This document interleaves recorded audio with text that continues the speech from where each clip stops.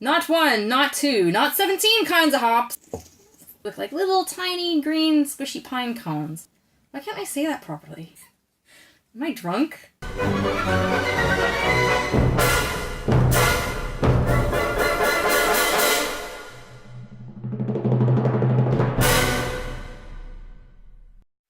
Hey there, hopheads! Welcome to the shed. Even Star here again today with a quick beer and review for you.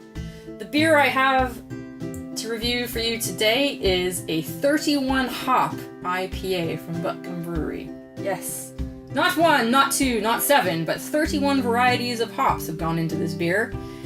Now, if you're wondering what hops are and why you should care about how many of them are in your beer, hops are what brewers use to give beer its distinctive flavor. And it is a herbaceous perennial climbing plants, and the part that has the flavor in it that brewers put in the beer to give it flavor are the little sort of tiny green squishy pine cone like flowers that grow off the vine. There's many different varieties of hops, far more than the 31 that have gone into this, and brewers combine different kinds of hops with different flavor profiles to give all the different beers their very distinctive characters. And when I saw this one, I was a little bit skeptical and a little bit intrigued because does 31 make a difference, do you think? I'm thinking about other beers I've had that have had a lot of different varieties of hops in them. Brewdog's Punk IPA, for example, a very famous example. I think they've got 6 or 7 varieties of hops in that beer. But I've had single hopped beer, which has just one variety in it, and that beer is just as complex as anything else with lots of different varieties in it. So I'm wondering if 31 is just a vanity project to see how many hops you can put in something without it tasting terrible, or if it actually makes a difference, if you can actually taste, you know, a really big complex flavor in something that's got 31 varieties of hops in it. So without further ado, let's get this show on the road, shall we?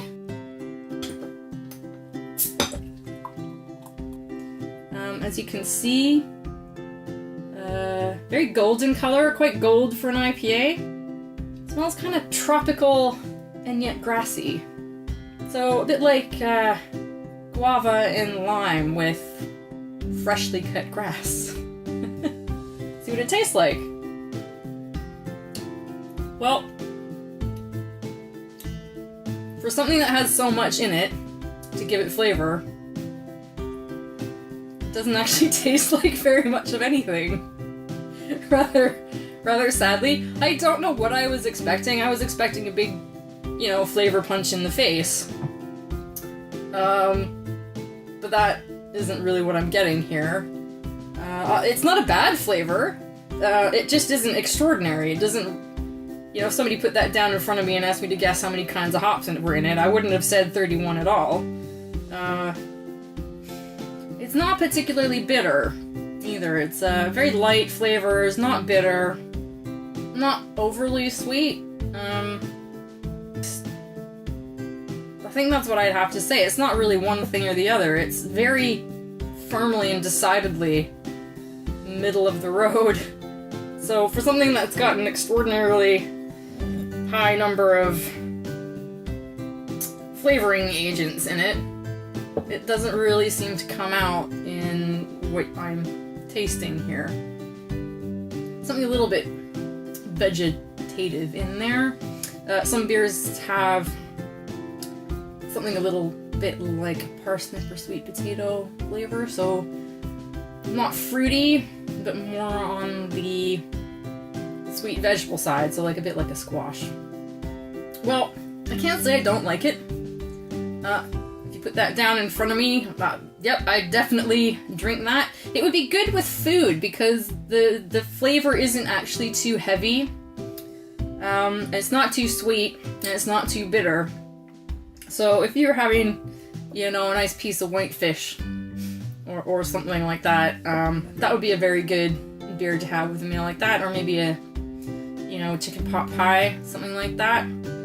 So yeah, not a bad beer, but I guess I was expecting something a little bit more special because they went through such a lot of trouble to put so many different hops and flavoring in it.